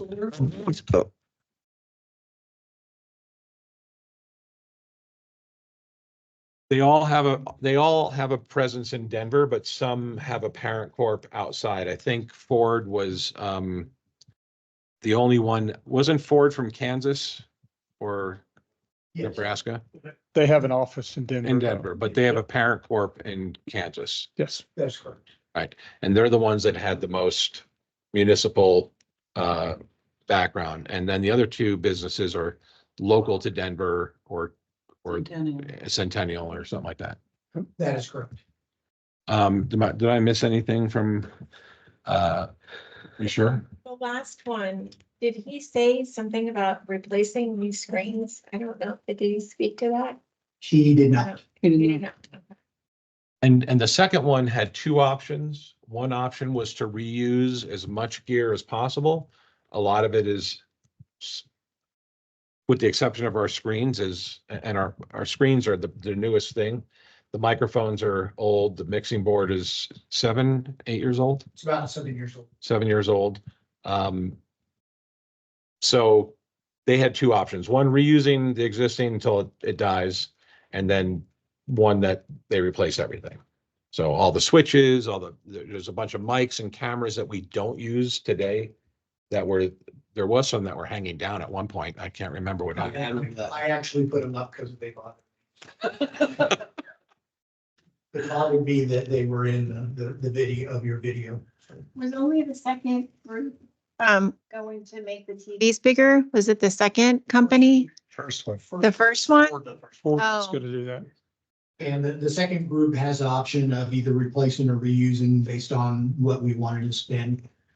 You want to break out the pricing? I don't have a Well, problem. besides the pricing, I mean, really, what the beams, it's Telvik, right? Is that the system? Okay, right. So I mean, so what is the hardware and software all the same, and the only difference is service? I mean, let's get to the bottom line here. What's the difference between these three? If they're all using the same, yeah, what's the difference? Yeah, one of them's the one of them, the second one had a little better remote offsite solution compared to the other one. The cost was a little bit more than the first Ford AV, who was the first. So I would say that the cost differences were mainly some enhancements and improvements to the existing audio as approved and the video as opposed to reusing. Well, I and think like, one of the and key- like Seth was just saying, with the TV monitors, if the first company says they're replacing the monitors, but the other ones don't say anything about it, that reflects in the pricing. So how do we get to the apples to apples part of it? Well, here's the other thing it reflects in. Not everybody paid attention to what the requirements were. Right.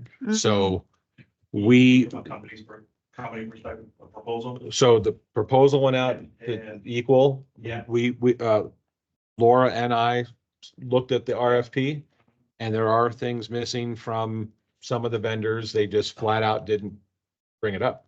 But why didn't they all show a PowerPoint slide? Was that not part of the requirement?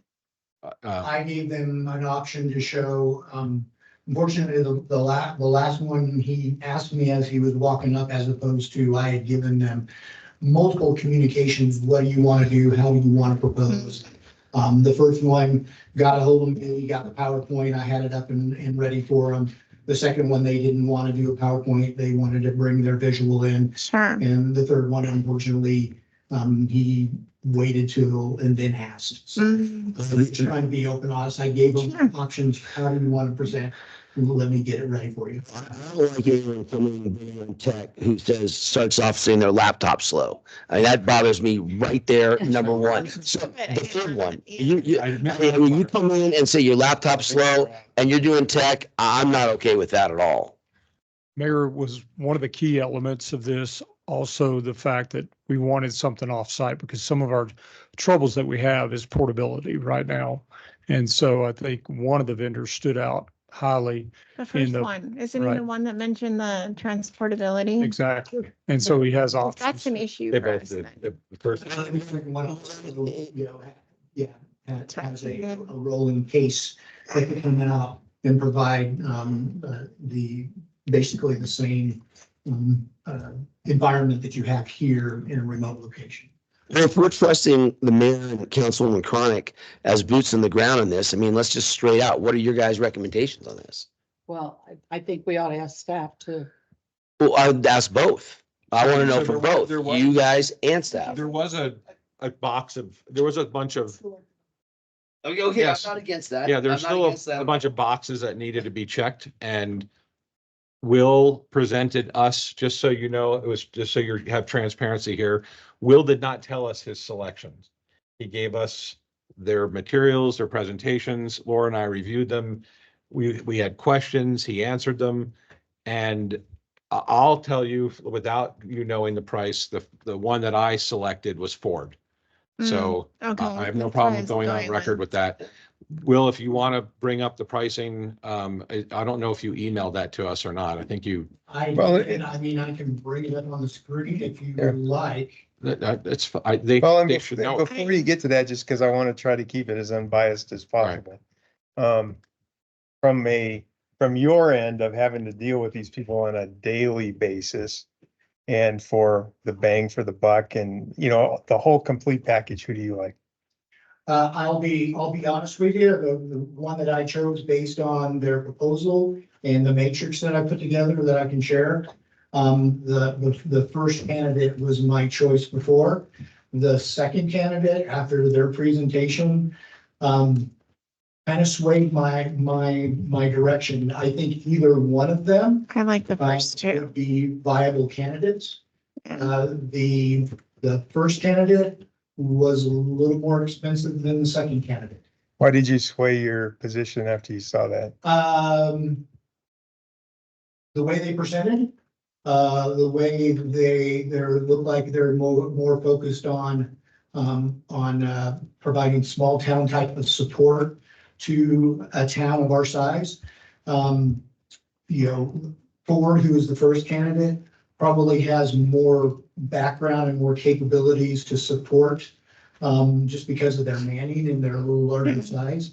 But I can just say that I like the presentation that they provided, the second candidate did and provided you, and they do have some flexibility to look at the contract. They're the ones that did an option 1 and 2, if you want to reuse, so there may be some capabilities to have a little more savings if we go, let's take a look at this, look at that. And then also the flexibility of being able to mirror your current displays along with the Televic appeared like it was going to provide maybe some flexibility for you and comfortability of what you're used to seeing also. Thank you. The little screens, the Televic screens, is it only gonna be for the council members or is it gonna be for the staff members as well? Cause I would think for The town clerk would have one. It would be an option whether the town manager needed one or not. I don't see a need for the directors. Yeah, I don't see. So Fountain does, More for voting. yeah. Oh, it's for voting. Fountain- Oh, okay. Fountain doesn't have the screens at all. But you don't need to be interactive. They just have, the mics. they just have the mics and the buttons. Okay, So they don't even have, the screens are they're a new feature. yeah. We don't need, we could save the money and not use the screens. But I mean, Senna likes them because she was, Touching. yeah. I was thinking more from a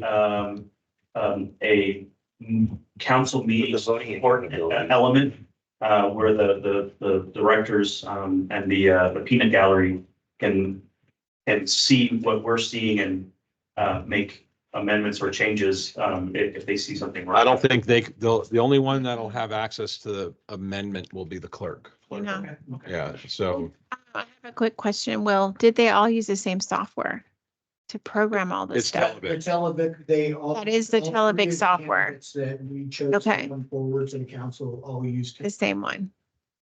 Yeah, like I said, the other one that was a little slicker, a little cool wow factor was, they're out of state, they're way more money, From the get-go, from the get-go, right? plus the additional support. So what does Fountain use for a monitor? They have screens like we do. You mean these? They actually have the screens between two council members, so Oh, they actually share a I screen. got you. So you're just saying it was the microphone set up with their existing screen Yeah, I mean, and it's not a touch screen. there's a bunch of different screens. I'm showing you Televic's main page. It shows you like 6 different versions of microphones and it's a piece of hardware that's gonna have a price point to it. And we can decide if it fits within our needs. And if we need to have that screen, we pay for the screen. If we don't need the screen, we can go without it. Or just use our existing ones, right? Well, these are touch screens. So you can Right. actually interact with it. Right. But I mean, it's the touch screen or the other option is to use the other ones that don't have the screen and keep the same monitors that we have right now. Right. Gotcha. What was the original budget, item or how much did we budget for this? Last year, we budgeted 150. And this year was an additional 50. It's currently at 200K. Yeah. For the budget. I still think that's lower than what we were originally budgeted for, but I'm not going to get into the argument of it at this point. So we have 200,000 towards this, and that, by the way, that number was not disclosed to the vendors during the RFP. So now that we've discussed it, now they know if they're watching. Well, Will, I can I presume ask it a was on question? the budget, so it wasn't secret, was it? If they dug up the Yeah. notes for the budget, yeah. It was- You know what? Would any of these vendors interface with our current civic clerk software? Do you know? I did bring that up to the candidates. And they said there could be some interface, but it's what you do with Civic Plus, not the live meeting. Just so you know, Civic Plus has a portion of theirs called live meeting. It's a module We looked at a demonstration, but it doesn't interface with Televic. I did ask them, they said that they could look at that as an option, choose, but it wouldn't interface directly with the Televic, displays and consoles. Yeah, we watched a demo of the Civic Plus module. It's a web-based solution. One of the things that they pointed out in the demo made me think of Councilmember Romanello because he travels frequently for work, and it would allow him to access the meeting on any device that he wanted to. But Televic also has that opportunity to be remote as well.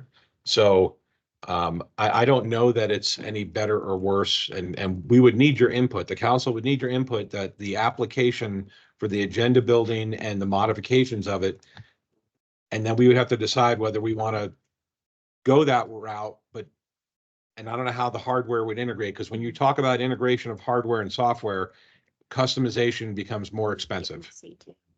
But so just a little bit of background for you guys. With Civic Clerk right now, that's how I build the agendas and the packets. So like all the different departments, once they have their approved documentation for the packet, they all email them to me and I plug and play with the packet. So that's kind of how I'm working right now. What you're with saying Civic is Clerk. if you can or can't do that, it's a big variable with the new. Well, it just kind of depends because like right now we use Civic Clerk for the packets. And I don't know just how, like, if they have a different software that would like take place of that. Yeah. Or if I would be able to still use my Civic Clerk in conjunction with Yeah. That's everything. like really important. Then we don't know that. We need to I find mean, that. I don't know. The software allows planning the agenda, preparing your voting session before the meeting. It allows you to moderate and enable hybrid sessions during the meeting.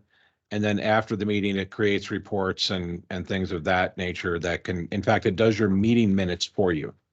But she's gonna have to learn a different thing. It's No, not like it's importing. her Which I Civic don't Plus. use a lot of the functionality of Civic Clerk just because I haven't learned it. I did do a demo just, was that last week? With like the meeting minutes module because Civic Clerk does have that.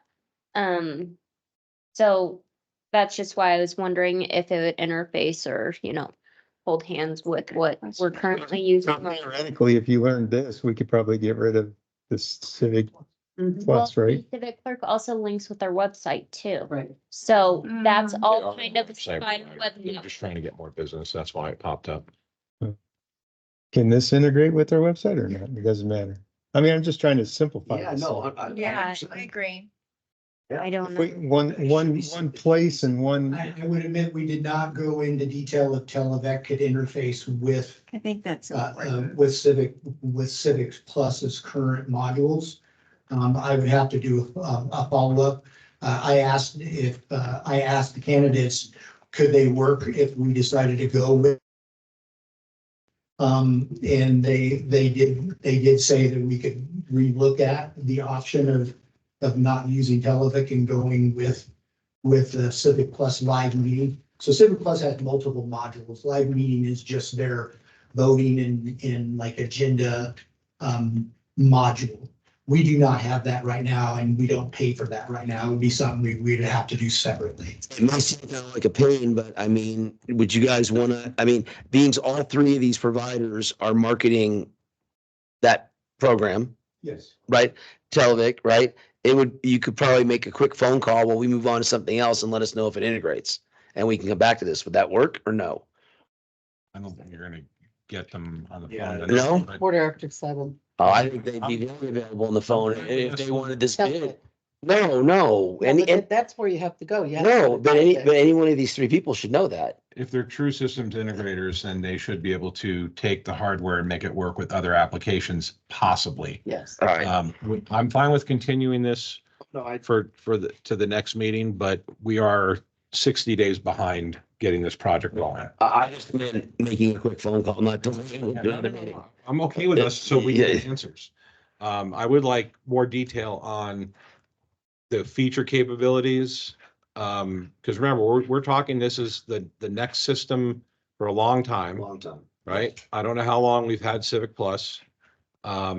And I don't know what the costs are for Civic Plus to add all these modules. So we would all need to know that too. Yep. I'm wanting to say that we started with Civic Plus in like 2005. Wow. That is very Wanting to say. technologically, that's pretty antiquated, right? Yep. If you were to, if you should send the demo out to, Yeah, Civic Plus's live meeting, they actually bought the company and started putting out live meeting as an option about 2 years ago. Okay. So would they train Tina though on this new software? Is that included in the bid? Yes, training was part of the proposal request that whatever voting system software that we went with, they would be trained.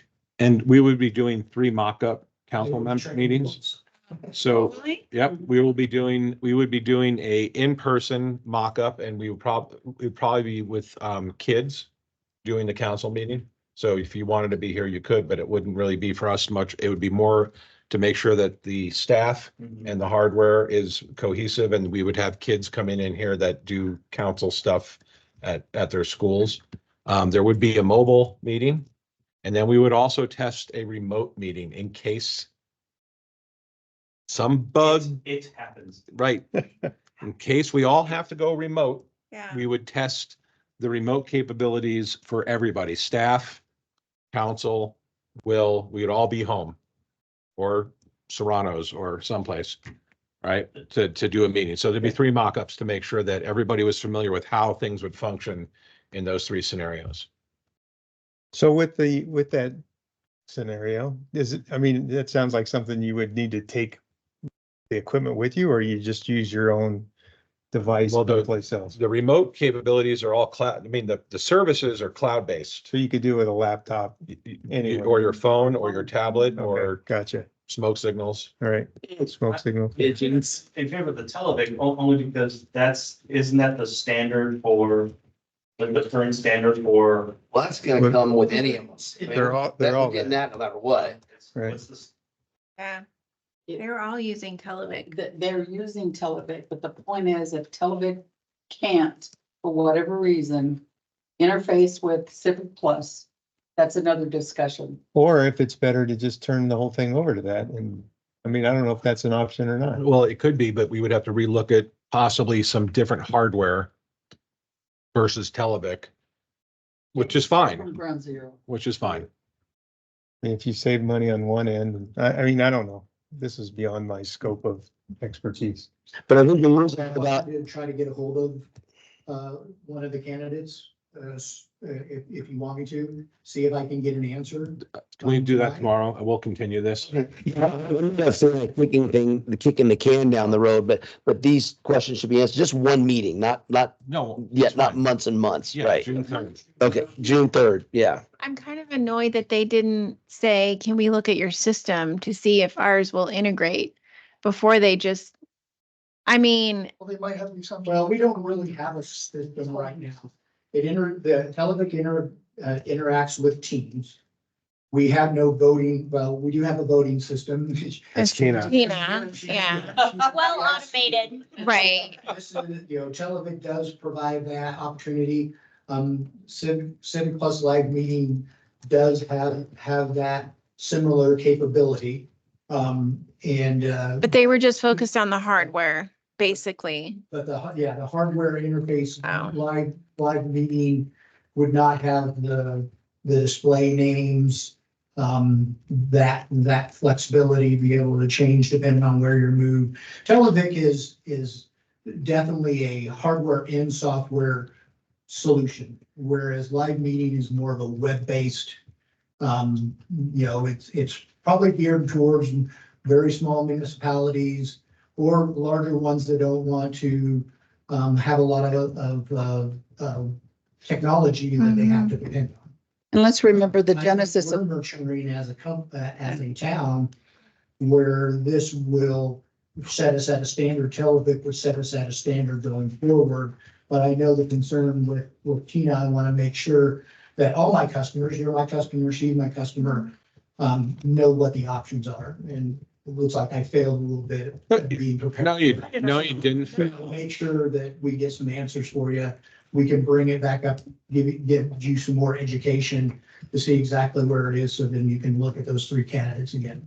Well, and I think it behooves us to remember the genesis of this whole project, and it's because this room was going to change. Okay, and so along with that, all the old stuff and the quote system that isn't a system needed to be Refresh. upgraded. Yeah. Right. So can we also get emailed to all the board members, the quotes that the three Yes, applicants? if that's okay. We'll definitely do that. Send the presentations out too if they're scanned into PDF so they can see them. Okay. And okay, so can we continue this? So Will can get more information? Motion. Hang on. So I do have a meeting with Civic Clerk on the 29th of this month, okay? So if you guys have any questions that you want me to ask them, feel free to email them to me. And another thing that I do know that Civic Clerk does have is they have a voting option too, where it's on the screen and completely remote too. So Okay.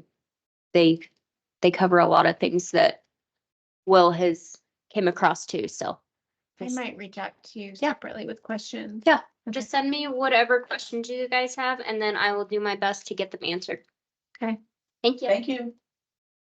Okay. Okay, now you can go ahead. I mean, Okay, and in the fact that now we're third time's a charm, moving all our resolutions to another date, I move resolution number 28-2024 to June 3rd. Second. We have a motion and a second to continue resolution of 6-3. Councilmember Chronic, Yes. Councilmember Romanello, Yes. Mayor Pro Tem King, Yes. Councilmember Abbott, yes. Councilmember Fiorito, Yes. Mayor LaKine, Yes. Councilmember Kimple. Yes. Thank you. Okay, next up, we have a discussion item, CML Executive Board. I had Miss Erickson send you all or put out a copy of a letter that I drafted to the CML Executive Board. I would like to be considered for that when elections come up at the CML conference this summer, which is actually in a few weeks. But what swag? Oh, I'm not spending money on this. You're gonna do a full lock poster? I'm gonna do a full live poster of just my head. We'll coordinate. You're going, right? Okay, so we'll figure out. And this is for the medium-sized municipality, which is, I think it's over 10,000. No resolution is required. It just requires a nod of approval. If you don't want me doing it, there is a backup. There's a gentleman from the Planning Commission who asked to do it as well, but when he heard that I had already made inquiry into this and said I was already planning on doing it, he said he would back out and be supportive. But sorry, he's handing out. He's handing out swag. Yeah, ours even. I didn't catch what she said, but I'm gonna. She's a fan of flag. Okay. So anyway, it's up, you guys can discuss it. If you do not want me doing it, that is up to you. Do it. I said, go. Do it. I already signed the letter because I assumed that was what was gonna happen, but if anybody else would like to put their name on this, they can. Well, if you say no, then you don't put the name on here. Yeah, there's the instructions say no resolutions required, so it's not technically an official vote. It's just a nod of approval or disapproval and, okay. Go for it. If you want to sign it, you can. If you don't want to, I'm just going to scan it. Yeah, start down there. There's wherever you can fit your name, there's a lot of white space at the bottom. All right, thank you. I appreciate the nod of approval. We move on to public comment. Individuals attending in person may raise their hand to indicate their desire to comment. Individuals attending via Teams may raise their hand digitally to comment via connected devices. Please lower your hand when finished with your comments. Comments are limited to 3 minutes. On a mic, we can't mute. So maybe the new tech will auto shut them As long off. as someone's timing. Is there anybody here who would like to say anything? Anybody in the public? I see one member of the public. Well, there's 2 members. No? Okay. Is there anybody online, Will?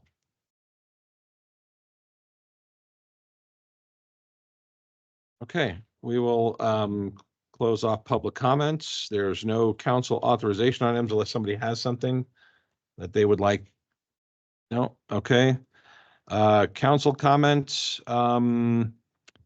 Mr. Foreman, there was something you wanted to bring up regarding real estate. Oh, yeah. I did. So today, I visited Colorado Springs Title Company and closed the land deal on Gold Canyon. So we are now the proud owners of 2 lots on Gold Canyon. So thank you, council, for allowing that to happen. We really appreciate that. And you want to put it up for sale tomorrow? For 10 times yeah. Exactly. Are we gonna merge those? Well, that's a good question. That's the one thing that I'm going to talk to our planning director about, because we also own land to the east of there. And so we will bring that back to council. Okay. I hear there's a market for chicken tenders. Chicken tenders, land for where chickens can roam. I don't know what you call them, but free-range chicken. Free-range chicken. Free-range chickens. I'm sure the people that live up on the hill there would love that. I think, yeah, there's people up on the hill that totally would love that. Yeah. Right, I know. I'm surprised they haven't been taken out by a vehicle or a coyote. I was going to say we could have it as an ATV track since there are some ATVs running around. ATV and pickleball? Yeah. Oh, there'll be no pickleball over there. All right, any other council comments? I do have a question regarding the financial statements.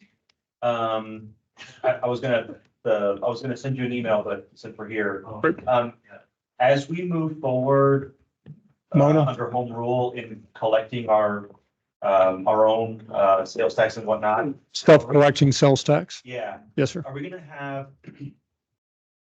will we have better visibility on the different corporations that are supposed to collect certain types of like sales tax and use tax? Will we have visibility whether they're doing it or not? And like, to what level of detail we're gonna have on that type of stuff? It's gonna be very. About 2 months. Are you going to speak with an Australian accent?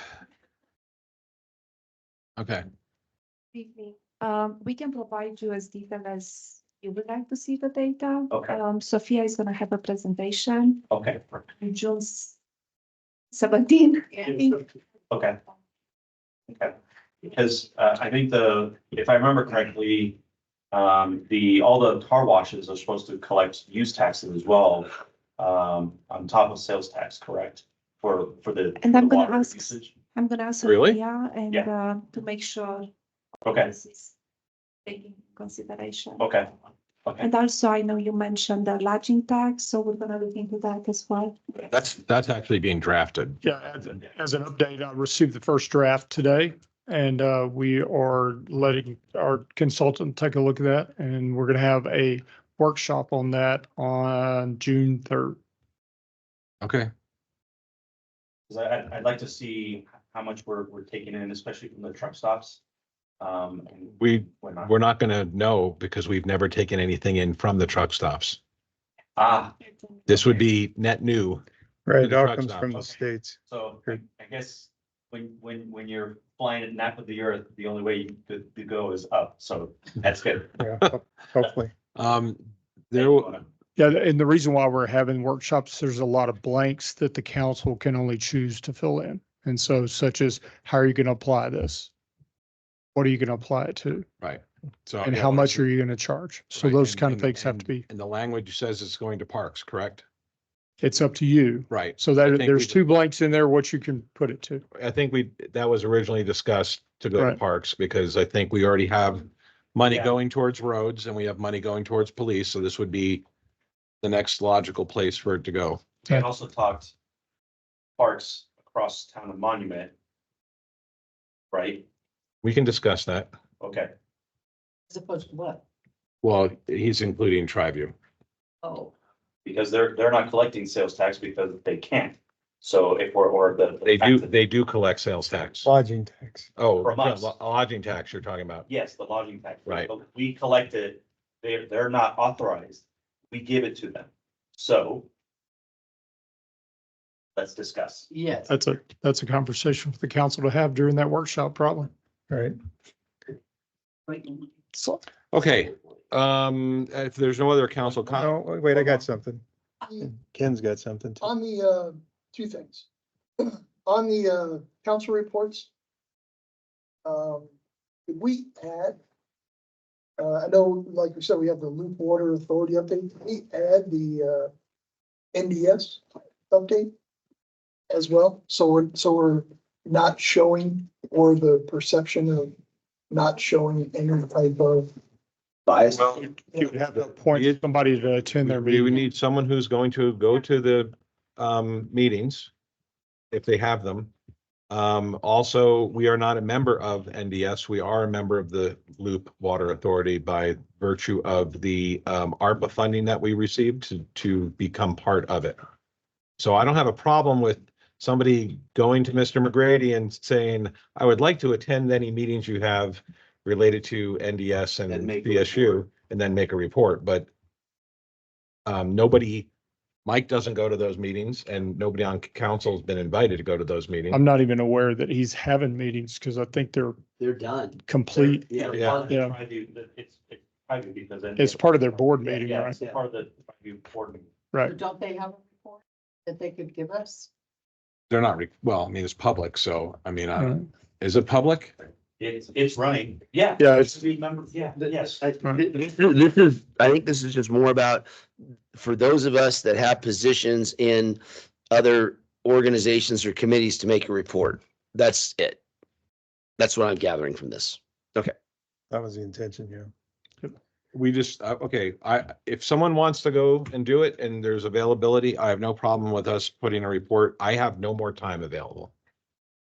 And just as an update, we are going to be bringing you an MOU or an IGA, I'm sorry. We're going to be bringing you an IGA with Triview for the emergency interconnect. So I've got that in front of our council right now, our town attorney. We've got that in front of them. So we have worked with Triview to do that emergency interconnect. They presented it to us and we presented it to Bob to review and bring to the council. I can call Jim to get the latest on the NDS. The latest, I believe, is they did a test of the pump station. Everything's running well and they intend to start running it in July, the full NDS.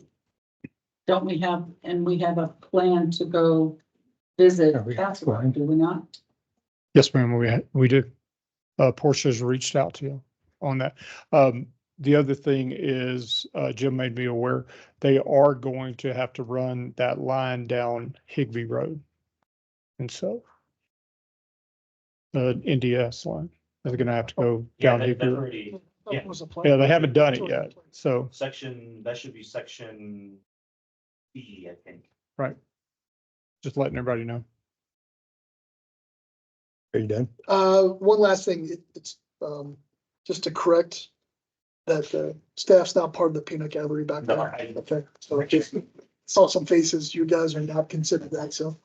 Thank you, sir. I appreciate You do a that. great- You guys do a great job on a daily basis. I think, thank you for everything you do.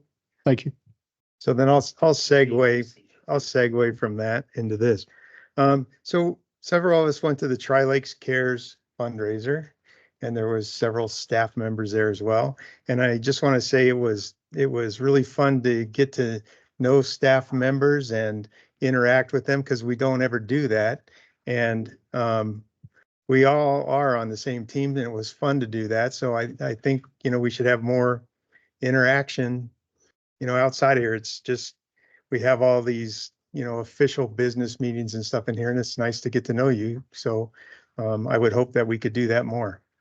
And you should have received a invitation to our summer picnic for our staff. And so each and every one of y'all are invited to that.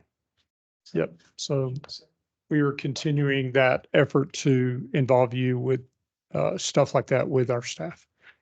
Yeah, because it's, nice to see what your issues are and, just with your personal lives and everything else. I mean, we all can be friends too. We don't have to just be, associates. And it's nice to hear about Australia. Yeah. To generate some Yeah. real jealousy. We're all jealous, but that's okay. Okay, is there any other council comments? Seeing none, I will look for a motion to adjourn. So moved.